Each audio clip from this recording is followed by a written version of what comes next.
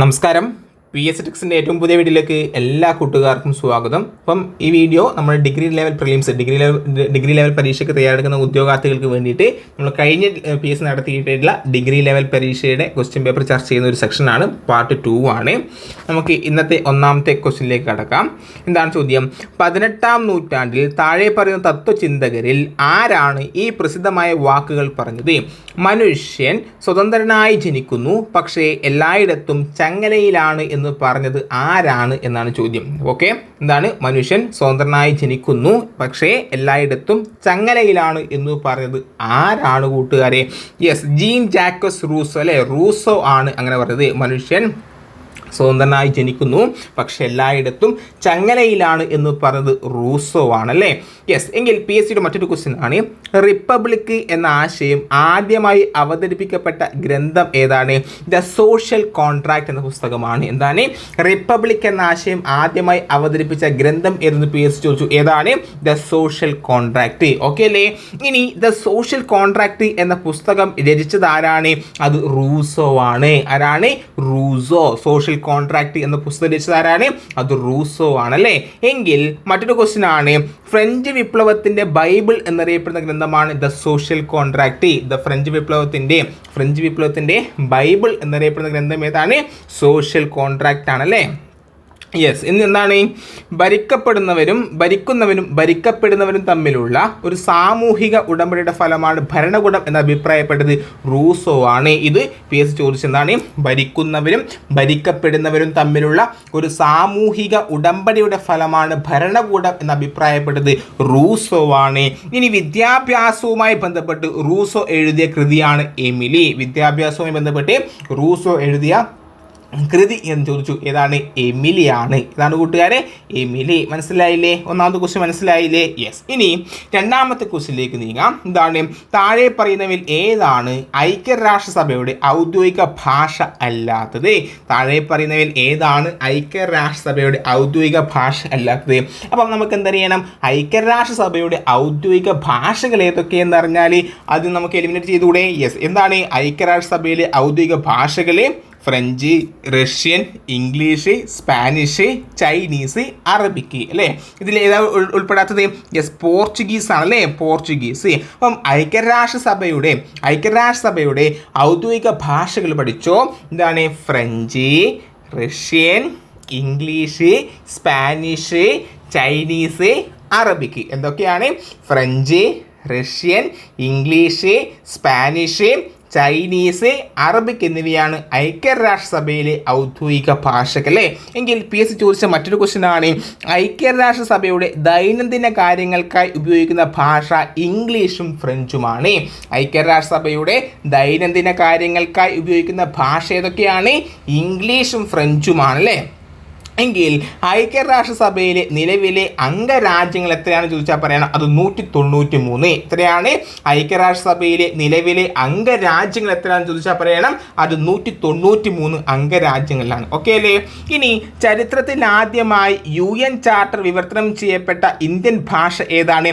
അത് സംസ്കൃതമാണ്. ചരിത്രത്തിൽ ആദ്യമായി UN ചാർട്ടർ വിവർത്തനം ചെയ്യപ്പെട്ട ഇന്ത്യൻ ഭാഷ എന്ന് ചോദിച്ചാൽ പറയണം. അത് സംസ്കൃതമാണ്. ഇനി ഈ സംസ്കൃതത്തിലേക്ക് വിവർത്തനം ചെയ്തത് ഡോക്ടർ ജിതേന്ദ്രകുമാർ ത്രിപാഠി ആണെന്നും കൂടി ഓർത്തു വെക്കുക. എന്താണ്? ചരിത്രത്തിൽ ആദ്യമായി UN ചാർട്ടർ വിവർത്തനം ചെയ്തത് സംസ്കൃതത്തിലേക്കാണ്. ഈ സംസ്കൃതത്തിലേക്ക് വിവർത്തനം ചെയ്തത് ഡോക്ടർ ജിതേന്ദ്രകുമാർ ത്രിപാഠി ആണെന്നും കൂടി ഓർത്തു വെക്കുക. ഓക്കെ അല്ലേ. എങ്കിൽ ഈ UN ഔപചാരികമായി നിലവിൽ വന്നത് 1945 ഒക്ടോബർ 24 UN ഔപചാരികമായി നിലവിൽ വന്നത് എപ്പോഴാണ് കൂട്ടുകാരെ? അത് 1945 ഒക്ടോബർ 24. അതുകൊണ്ട് തന്നെ ഒക്ടോബർ 24 UN ദിനമായി ആചരിക്കുന്നു. അപ്പോൾ UN ഔപചാരികമായി നിലവിൽ വന്നത് എപ്പോഴാണെന്ന് പി എസ് ചോദിച്ചു. എന്താണ്? യെസ്, 1945 ഒക്ടോബർ 24 ആണ്. അതുകൊണ്ട് തന്നെ തന്നെ UN ദിനമായി ആചരിക്കുന്നത് ഒക്ടോബർ 24 ഓക്കെ അല്ലേ. ഇനി ഐക്യരാഷ്ട്ര സംഘടന മനുഷ്യാവകാശ പ്രഖ്യാപനം നടത്തിയത് 1948 ഡിസംബർ 10 എപ്പോഴാണ്? 1948 ഡിസംബർ 10 ഐക്യരാഷ്ട്ര സംഘടന മനുഷ്യാവകാശ പ്രഖ്യാപനം നടത്തിയത് 1948 ഡിസംബർ 10 അതുകൊണ്ട് ഡിസംബർ 10 UN മനുഷ്യാവകാശ ദിനമായി ആചരിക്കുന്നു. UN മനുഷ്യാവകാശ ദിനം എന്നാണ് കൂട്ടുകാരെ, അത് ഡിസംബർ 10 എന്തുകൊണ്ടാണ് ഡിസംബർ 10 UN മനുഷ്യാവകാശ ദിനമായി ആചരിക്കുന്നതിന് കാരണം ഐക്യരാഷ്ട്ര സംഘടന മനുഷ്യാവകാശ പ്രഖ്യാപനം നടത്തിയത് 1948 ഡിസംബർ 10 അതിൻ്റെ ഓർമ്മയ്ക്ക് ഡിസംബർ 10 UN മനുഷ്യാവകാശ ദിനമായിട്ട് ആചരിക്കുന്നു. ഇത്രയും കാര്യങ്ങൾ മനസ്സിലായില്ലേടാ? പറയുന്ന കാര്യങ്ങൾ മനസ്സിലാവുന്നില്ലേ? യെസ്. അപ്പം നമ്മൾ ഒരു ഡിഗ്രി പ്രിലിംസിൻ്റെ അല്ലേ, ഡിഗ്രി പ്രിലിംസിൻ്റെ ക്വസ്റ്റ്യൻ ആണ്. നമുക്കറിയാം നിങ്ങൾ ഏതൊരു പരീക്ഷയ്ക്ക് തയ്യാറെടുക്കുന്ന ഉദ്യോഗാർത്ഥിയാണെങ്കിലും അത് ഡിഗ്രി ലെവൽ ആവണമെന്നില്ല, ഒരു PSC ബന്ധപ്പെട്ട പഠിക്കുന്ന കൂട്ടുകാരനാണെങ്കിൽ അല്ലെങ്കിൽ ഒരു വിദ്യാർത്ഥിയാണെങ്കിൽ തീർച്ചയായിട്ടും ഇതിലൂടെ കടന്നു പോകേണ്ടത് എന്താണ്? യെസ്, നിർബന്ധമാണ്. ഇതൊക്കെ എന്താണ് PSC 10th ലെവൽ അല്ലെങ്കിൽ +2 ലെവൽ ചോദിച്ച ചോദ്യങ്ങൾ തന്നെയാണ് ഞാൻ എൻ്റെ റിലേറ്റഡ് ഫാക്റ്റ് ആയിട്ട് ഉൾപ്പെടുത്തിയിട്ടുള്ളത്. നിങ്ങൾക്ക് മനസ്സിലാവുന്നില്ലേ? ഇനി എന്തെങ്കിലും പോരായ്മകൾ ഉണ്ടെങ്കിൽ എന്താക്കുക, നിങ്ങളുടെ ഈ വീഡിയോൻ്റെ താഴെ കമൻറ്റ് ചെയ്യുക. ഇനി ഇഷ്ടപ്പെട്ടാലും എന്താക്കുക, കമൻറ്റ് ചെയ്യുക. ഇനി ഇഷ്ടപ്പെട്ടില്ലെങ്കിലും ആ പോരായ്മകൾ ചൂണ്ടിക്കാട്ടിയിട്ട് നിങ്ങൾക്ക് കമൻറ്റ് ചെയ്യുക. നിങ്ങളുടെ കമൻറ്റ്സ് ആയിരിക്കും പിന്നീട് എനിക്കുള്ള പ്രചോദനം. അപ്പം ആ എന്തെങ്കിലും പോരായ്മകൾ നിങ്ങൾ ചൂണ്ടിക്കാട്ടിയാൽ അതിനനുസരിച്ചുള്ള ക്ലാസ്സുകൾ നിങ്ങൾക്ക് തരാം. ആ പോരായ്മകളെ നികത്തിയിട്ടുള്ള ക്ലാസ്സുകളായിരിക്കും ഇനി വരുന്ന ക്ലാസ് നിങ്ങൾക്ക് ലഭിക്കുന്നത്. ഓക്കെ അല്ലേ? യെസ്. ഇനി മൂന്നാമത്തെ ക്വസ്റ്റ്യൻ എന്താണ്? മൂന്നാമത്തെ ക്വസ്റ്റ്യൻ 2022 ജനുവരി 21 3 സംസ്ഥാനങ്ങൾ അവരുടെ 50ാം സംസ്ഥാന ദിനം ആചരിച്ചു. താഴെ പറയുന്നതിൽ ഏതാണ് ആ 3ൽ പെടാത്തത്? 2022 ജനുവരി 21 3 സംസ്ഥാനങ്ങൾ അവയുടെ 50ാം സംസ്ഥാന ദിനം ആചരിച്ചു.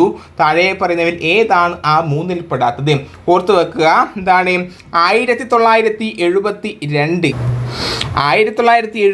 ജനുവരി 21 നിലവിൽ വന്ന സംസ്ഥാനങ്ങളാണ് മണിപ്പൂര്, ത്രിപുര, മേഘാലയ എന്നീ സംസ്ഥാനങ്ങൾ. ഏതൊക്കെയാണ്? 1972 ജനുവരി 21 നിലവിൽ വന്ന സംസ്ഥാനങ്ങളാണ് മണിപ്പൂർ, ത്രിപുര, മേഘാലയ. അപ്പം മണിപ്പൂർ എവിടെയുണ്ട്? മേഘാലയ എവിടെയുണ്ട്? ത്രിപുരയുണ്ട്. അപ്പോൾ ശരിയുത്തരം ഏതാണ്? യെസ്, നാഗാലാൻഡ് അല്ലേ. ആ 3 സംസ്ഥാനങ്ങൾ ഉൾപ്പെടാത്തത് നാഗാലാൻഡ് ആണ്. എങ്കിൽ ഈ നാഗാലാൻഡ് സംസ്ഥാനം നിലവിൽ വന്നത് 1963 ഡിസംബർ 7 നാഗാലാൻഡ് സംസ്ഥാനം നിലവിൽ വന്നത് 1963 ഡിസംബർ 7 നാഗാലാൻഡിന്റെ പ്രധാന ആഘോഷമാണ് ഹോൺബിൽ ഫെസ്റ്റിവൽ. എത്രയോ തവണ PSC ചോദിച്ചാണ്. നാഗാലാൻഡിന്റെ ഔദ്യോഗിക ആഘോഷമാണ് hornbill festival. Festival of festival എന്നറിയപ്പെടുന്ന ആഘോഷം ഹോൺബിൽ ഫെസ്റ്റിവൽ ആണ്. അപ്പം നാഗാലാൻഡിലെ പ്രധാന ആഘോഷമായ ഹോൺബിൽ ഫെസ്റ്റിവൽ ആണ് ഫെസ്റ്റിവൽ ഓഫ് ഫെസ്റ്റിവൽ എന്നറിയപ്പെടുന്നത്. ഓക്കെ അല്ലേ? ഇനി മണിപ്പൂരിനെ ഇന്ത്യയുടെ രത്നം എന്ന് വിശേഷിപ്പിച്ചത് ജവഹർലാൽ നെഹ്റു. മണിപ്പൂരിനെ ഇന്ത്യയുടെ രത്നം എന്ന് വിശേഷിപ്പിച്ചത് ആരാണ് കൂട്ടുകാരെ? നമ്മുടെ ജവഹർലാൽ നെഹ്റു ആണ്. എങ്കിൽ ഇന്ത്യയിലെ ആദ്യ പുകയില വിമുക്ത ഗ്രാമമാണ് ഗരിഫമ. നാഗാലാൻഡിലെ ഗരിഫമ ഇന്ത്യയിലെ ആദ്യത്തെ പുകയില വിമുക്ത ഗ്രാമം എന്ന് ചോദിച്ചാൽ പറയണം അത് ഗരിഫമ, നാഗാലാൻഡ്. മനസ്സിലായില്ലേ? അപ്പം 1972 ജനുവരി 21 നിലവിൽ വന്ന സംസ്ഥാനങ്ങളാണ് ത്രിപുര, മേഘാലയ, മണിപ്പൂര്, ത്രിപുര, മേഘാലയ. എങ്കിൽ നാഗാലാൻഡ് സംസ്ഥാനം നിലവിൽ വന്നത് എപ്പോഴാണ് കൂട്ടുകാരെ? 1963 ഡിസംബർ 7 നാഗാലാൻഡിലെ പ്രധാന ആഘോഷമാണ് ഫെസ്റ്റിവൽ ഓഫ് ഫെസ്റ്റിവൽ എന്നറിയപ്പെടുന്ന ഹോൺബിൽ ഫെസ്റ്റിവൽ. ഇനി മണിപ്പൂരിനെ ഇന്ത്യയുടെ രത്നം എന്ന് വിശേഷിപ്പിച്ചത് ജവഹർലാൽ നെഹ്റു ആണ്. ഇന്ത്യയിലെ ആദ്യ പുകയില വിമുക്ത ഗ്രാമമാണ് ഗരിഫമ, നാഗാലാൻഡ്. മനസ്സിലായില്ലേ? യെസ്. അപ്പം 3 ചോദ്യങ്ങൾ മാത്രമാണ് ഇന്നത്തെ ഈ ചെറിയ വീഡിയോയിൽ നിങ്ങളുമായി ചർച്ച ചെയ്തത്. ഇത് പാർട്ട് 2 ആണ്. പാർട്ട് 1 കാണാത്ത കൂട്ടുകാർ എന്താക്കുക, പാർട്ട് 1 കൂടി കാണുക. ഡിഗ്രി ലെവൽ പ്രിലിംസ് എന്ന് പറഞ്ഞിട്ട് PYQ എന്ന് പറഞ്ഞിട്ട് ഒരു സ്പെഷ്യൽ എന്താണ് ഒരു സ്പെഷ്യലല്ല ഒരു വേറെ എന്താണ് ഒരു പ്ലേലിസ്റ്റ് ആക്കിയിട്ടുണ്ട്. അത് പോയിട്ട് എല്ലാവരും കാണുക. ഓക്കെ അല്ലേ? ഇപ്പോൾ വീണ്ടും മറ്റു ക്ലാസ്സിൽ വീണ്ടും കാണാം. അതുവരെ ബൈ, സി യു.